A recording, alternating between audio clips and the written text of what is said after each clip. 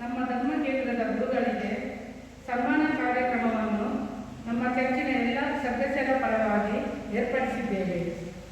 ಈ ಸನ್ಮಾನ ಕಾರ್ಯಕ್ರಮವು ಅವರು ಯಾಜಕ ದೀಕ್ಷೆಯನ್ನು ಪಡೆದುಕೊಂಡು 4 ವರ್ಷ ಕಳೆದು 5ನೇ ವರ್ಷಕ್ಕೆ ಪಾದಾರ್ಪಣೆ ಮಾಡಿರುತ್ತಾರೆ ಹಾಗೂ ನಮ್ಮ ಧರ್ಮ ಕೇಂದ್ರದಲ್ಲಿ 1 ವರ್ಷವನ್ನು ಯಶಸ್ವಿಯಾಗಿ ಪೂರ್ಣಗೊಳಿಸಿರುತ್ತಾರೆ. ಈ ಸಂದರ್ಭದಲ್ಲಿ ದೇವರಿಗೆ ಕೃತಜ್ಞತೆ ಸಲ್ಲಿಸಲು ನಾವೆಲ್ಲರೂ ಒಂದಾಗಿ ಸೇರಿದ್ದೇವೆ. ಈಗ ದಯಮಾಡಿ ಫಾದರ್ ಮುಂದೆ ಬಂದು ಆಸನವನ್ನು ಸ್ವೀಕರಿಸಬೇಕಾಗಿ ಎಲ್ಲರ ಪರವಾಗಿ ಕೇಳಿಕೊಳ್ಳುತ್ತೇನೆ.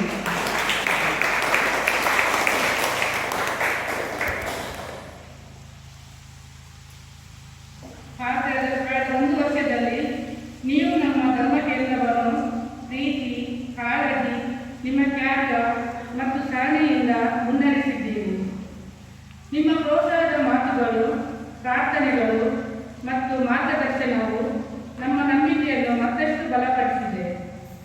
ಪ್ರತಿಯೊಬ್ಬರನ್ನು ಸಮಾನವಾಗಿ ಪ್ರೀತಿಸಿ ದೇವರ ಪ್ರೀತಿಯನ್ನು ನಮ್ಮ ಬದುಕಿನಲ್ಲಿ ಅನುಭವಿಸುವಂತೆ ಮಾಡಿದ ನಿಮ್ಮ ಸೇವೆ ಸದಾ ಸ್ಮರಣೀಯ. ಕಳೆದ 5 ವರ್ಷಗಳಿಂದ ದೇವರ ಮಹಿಮೆಗಾಗಿ ಹಾಗೂ ಜನರ ಸೇವೆಗಾಗಿ ನಿಮ್ಮನ್ನು ಸಮರ್ಪಿಸಿಕೊಂಡಿರುವ ನಿಮ್ಮ ಜೀವನ ನಮಗೆಲ್ಲರಿಗೂ ಪ್ರೇರಣೆಯಾಗಿದೆ. ಈ ಶುಭ ಸಂದರ್ಭದಲ್ಲಿ ಸರ್ವಶಕ್ತ ದೇವರು ನಿಮಗೆ ಉತ್ತಮ ಆರೋಗ್ಯ, ದೀರ್ಘಾಯುಷ್ಯ, ಅಪಾರ ಜ್ಞಾನಶಕ್ತಿ ಮತ್ತು ತನ್ನ ಸಮೃದ್ಧ ಆಶೀರ್ವಾದಗಳನ್ನು ಕರುಣಿಸಲಿ. ನಿಮ್ಮ ಯಾಜಕ ಸೇವೆ ಇನ್ನೂ ಅನೇಕ ವರ್ಷಗಳ ಕಾಲ ಫಲಪ್ರದವಾಗಿ ಮುಂದುವರಿಯಲಿ ಎಂದು ನಾವು ಹೃತ್ಪೂರ್ವಕವಾಗಿ ಪ್ರಾರ್ಥಿಸುತ್ತೇವೆ. ನಮ್ಮ ಇಡೀ ಧರ್ಮ ಕೇಂದ್ರದ ಸದಸ್ಯರ ಪರವಾಗಿ ಯಾಜಕ ದೀಕ್ಷಾ ವಾರ್ಷಿಕೋತ್ಸವಕ್ಕೆ ಹಾಗೂ ನಮ್ಮ ಧರ್ಮ ಕೇಂದ್ರದ ಗುರುಗಳಾಗಿ 1 ವರ್ಷವನ್ನು ಯಶಸ್ವಿಯಾಗಿ ಪೂರ್ಣಗೊಳಿಸಿದ ನಿಮಗೆ ಹೃತ್ಪೂರ್ವಕ ಅಭಿನಂದನೆಗಳು ಹಾಗೂ ಶುಭಾಶಯಗಳು.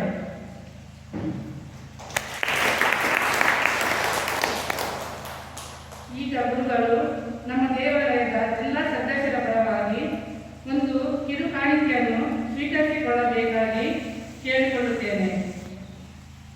ಮೊದಲು ರೆವರೆಂಡ್ ಡಿಸೋಜರವರು ಈ ಕಾಣಿಕೆಯನ್ನು ಕೊಡಬೇಕಾಗಿ ಕೇಳಿಕೊಳ್ಳುತ್ತೇನೆ.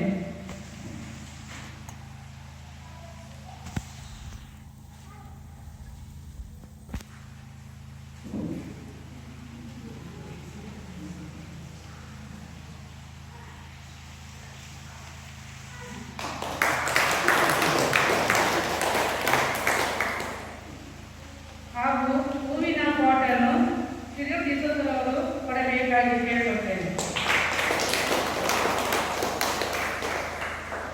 ಎಲ್ಲರಿಗೂ ಧನ್ಯವಾದಗಳು.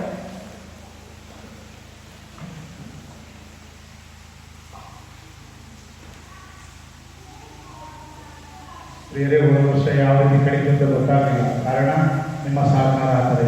ನನಗೆ ನೀವು ಸಹಕಾರ ಕೊಟ್ಟಷ್ಟು ನಮಗೆ ದಿನಗಳು ಗೊತ್ತಾಗೋದಿಲ್ಲ. ಸೊ ಏನೇನೋ ಕೆಲಸಗಳು ಅದು ಇದು ಅಂತೇಳಿ ನಾವು ನಮ್ಮನ್ನೇ ಬ್ಯುಸಿಯಾಗಿ ಇಟ್ಕೊಳ್ತೇವೆ. ಸೊ ಅದರಿಂದ ನಿಮ್ಮೆಲ್ಲರಿಗೂ ಏನಕ್ಕೆ ಇದು ನನ್ನ ಯಶಸ್ಸಲ್ಲ, ನಿಮ್ಮ ಯಶಸ್ಸು. ಒಂದು ಧರ್ಮ ಕೇಂದ್ರವಾಗಿ ನಾವು ಒಟ್ಟಾಗಿ ಬೆಳೀತಾ ಇದ್ದೇವೆ. ಸೊ ಅದೇ ಥರ ಮುಂದೆ ನಮ್ಮ ಧರ್ಮಕ್ಷೇತ್ರಕ್ಕೆ ಈ ಧರ್ಮ ಕೇಂದ್ರ